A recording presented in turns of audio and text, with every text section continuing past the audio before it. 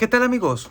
Les habla el Padre Rafael Chávez y les doy la bienvenida una vez más a su pequeño espacio de meditaciones. Estamos a sábado 18 de febrero, semana sexta del tiempo ordinario, y hoy vamos a dedicarle este sábado a la bienaventurada Virgen María. En el nombre del Padre, del Hijo y del Espíritu Santo. Amén. Concédenos, Dios misericordioso, auxilio en nuestra fragilidad, para que quienes celebramos la conmemoración de la Santa Madre de Dios, con la ayuda de su intercesión, nos veamos libres de nuestras culpas. Por nuestro Señor Jesucristo, tu Hijo, que vive y reina contigo, en la unidad del Espíritu Santo, y es Dios por los siglos de los siglos. Amén. Hoy tenemos como primera lectura la carta a los Hebreos, capítulo 11, versículos del 1 al 7. Hermanos, la fe es la forma de poseer ya desde ahora lo que se espera y de conocer las realidades que no se ven. Por ella fueron alabados nuestros mayores. Por la fe sabemos que el universo fue hecho por la palabra de Dios, de suerte que aquello que vemos surgió de lo que no vemos. Por la fe, Abel ofreció un sacrificio más excelente que el de Caín, y por ella fue declarado justo, pues Dios mismo aceptó sus ofrendas, y por su fe nos sigue hablando después de muerto. Por su fe, Enoc fue trasladado sin pasar por la muerte.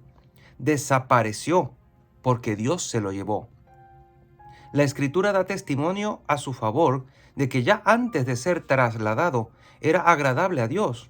Ahora bien, sin fe es imposible agradarlo, pues quien se acerca a Dios debe creer que Él existe y que recompensa a quienes lo buscan. Por la fe, Noé aceptó el aviso de Dios sobre lo que aún no sucedía y con religioso temor construyó un arca para salvarse con su familia. Su fe se constituyó en condena para el mundo incrédulo y él quedó establecido como heredero de la justicia que proviene de la fe. Palabra de Dios, te alabamos, Señor. Salmo 144. Bendeciré tu nombre, Señor, por siempre. Día tras día te bendeciré y alabaré tu nombre por siempre jamás. Grande es el Señor y merece toda alabanza, es incalculable su grandeza. Bendeciré tu nombre, Señor, por siempre. Una generación pondera tus obras a la otra y le cuenta tus hazañas. Alaban ellos la gloria de tu majestad y yo repito tus maravillas. Bendeciré tu nombre, Señor, por siempre. Que todas tus criaturas te den gracias, Señor. Que te bendigan tus fieles, que proclamen la gloria de tu reinado, que hablen de tus hazañas. Bendeciré tu nombre, Señor, por siempre. Y el Evangelio de hoy está tomado de Marcos, capítulo 9, versículos del 2 al 13. En aquel tiempo, Jesús tomó aparte a Pedro, a Santiago y a Juan. Subió con ellos a un monte alto y se transfiguró en su presencia. Sus vestiduras se pusieron esplendorosamente blancas, con una blancura que nadie puede lograr sobre la tierra. Después se le aparecieron Elías y Moisés, conversando con Jesús. Entonces Pedro le dijo a Jesús: Maestro, qué a gusto estamos aquí. Hagamos 3 chozas, una para ti, otra para Moisés y otra para Elías. En realidad no sabía lo que decía, porque estaban asustados. Se formó entonces una nube que los cubrió con su sombra, y de esta nube salió una voz que decía: Este es mi Hijo amado, escúchenlo. En ese momento miraron alrededor y no vieron a nadie sino a Jesús, que estaba solo con ellos. Cuando bajaban de la montaña, Jesús les mandó que no contaran a nadie lo que habían visto, hasta que el Hijo del Hombre resucitara de entre los muertos. Ellos guardaron esto en secreto, pero discutían entre sí qué querría decir eso de resucitar de entre los muertos. Le preguntaron a Jesús: ¿por qué dicen los escribas que primero tiene que venir Elías? Él les contestó: Si fuera cierto que Elías tiene que venir primero y tiene que poner todo en orden, entonces, ¿cómo es que está escrito que el Hijo del Hombre tiene que padecer mucho y ser despreciado? Por lo demás, yo les aseguro que Elías ha venido ya y lo trataron a su antojo, como estaba escrito de él. Palabra del Señor. Gloria a ti, Señor Jesús. Estamos continuando todo el relato que Marcos nos ha venido haciendo el capítulo 8 y ahora el capítulo 9. Jesús ya había hablado de que tenía que padecer. Pedro trató de disuadirlo. Pedro, siempre hablando impulsivamente. Fue el primero en reconocer que Jesús era el Mesías, pero luego se dejó llevar por el emocionalismo, el sentimiento, y pues dijo algo que no tenía que decir, disuadirlo de no sufrir. Luego, el Señor nos hace la invitación de que si alguno quiere ir en pos de Él, pues tiene que negarse a sí mismo, cargar su cruz y seguirle. Y ahora toma parte a los 3 discípulos que, digamos, forman parte de los privilegiados, Pedro, Santiago y Juan, y se los lleva a un monte alto. Y era que para ellos era muy difícil asumir que el Mesías tenía que padecer. Como ahora es, y lo fue entonces, el asumir el sufrimiento como parte de la redención del hombre era algo complicado. Ellos no entendían que tenía que pasar por la cruz. Al final del relato vemos que tampoco entendían lo que tenía que ver con la resurrección. No lo asumían, no lo asimilaban. Y habían cosas que el Señor decía que no lo entendían, no era fácil, era un mensaje nuevo, totalmente nuevo. Lo cierto es que ahora, estando Él en ese monte, Jesús se transfigura. Y eso quiere decir que cambia de figura. Se ve totalmente distinto. Es una forma de alentarlos a pasar por el sufrimiento y el dolor viendo lo que iba a venir después. Y es que nosotros, seres humanos débiles, nos ayuda mucho a pasar por una circunstancia penosa y dolorosa cuando vemos a dónde vamos a llegar. Cuando sabemos que después eso tendrá un desenlace positivo, feliz, alegre. Cuando sabemos que después de la tempestad viene la calma y después de la noche siempre brilla el sol. Jesús se llevó a sus 3 discípulos para que tuvieran esa visión de lo que vendría después. Un Jesús transfigurado, esplendoroso, hablando nada más ni nada menos que con Moisés y Elías, siendo que Moisés representa la ley y Elías el profetismo en Israel. O sea, Jesús es el centro y Moisés y Elías están hablando con Jesús, que es Dios. Esta escena debió ser para ellos totalmente asombrosa.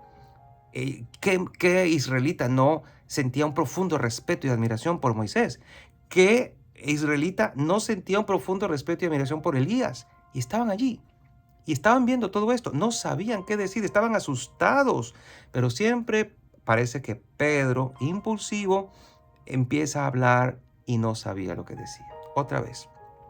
Y esto se parece mucho a nosotros, que a veces creemos o pretendemos entenderlo todo y siempre nos vamos de bruces cuando hablamos. Creemos haberlo entendido y hablamos y metemos la pata. Pues Pedro aquí también se dejó llevar por su impulsividad y llegó a decir pues simplemente lo que sentía. Pensó que ese era el culmen de lo que podía pasar, lo más maravilloso que podía pasar y que no venía nada después. Pues se equivocó. Qué a gusto estamos aquí. Pero lo primero que sintió fue una gran paz. ¿Y cómo no sentirla? Hagamos 3 chozas, una para ti, otra para Moisés y otra para Elías. O sea, como que de aquí no queremos salir. Eso suele pasar con la gente que ora mucho. Y te lo digo a ti porque a veces sé que puedes tener complicaciones al momento de orar. Si oras poco, pues te va a costar orar. Pero si oras mucho, cada vez te irán haciendo el deseo de ir a orar más y más y más. Hasta que llegarás un momento en que no quieres dejar de orar. Porque el Espíritu Santo te va a mover a querer quedarte allí, instalado en la oración. Esto es muy bueno, pero sabemos que no nos podemos quedar instalados en la oración todo un día.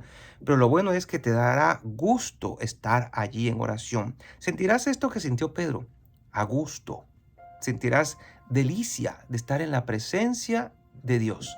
de estar en el área de lo divino, invadido por el Espíritu Santo. ¿Cómo se sintió Pedro? Qué a gusto se está aquí. Quedémonos, hagamos 3 chozas. Pero obviamente Jesús sabía que no podían hacer eso. Dice el texto, en realidad no sabían lo que decía porque estaban asustados. No siempre decimos lo correcto. A veces no sabemos ni lo que decimos solo porque estamos emocionados o porque somos, digamos, impulsivos al hablar. Tenemos que aprender, a veces con ensayo y error, a escuchar, a tener calma. A veces la gente critica a la iglesia porque va muy lento, porque no responde con la inmediatez de este siglo a los desafíos que la sociedad va poniendo. Y es que nosotros no podemos irnos de bruces. Tenemos que aprender a escuchar. Aunque este mundo vaya acelerado, Dios tiene sus tiempos. Y también nosotros tenemos que aprender a vivir en esos tiempos.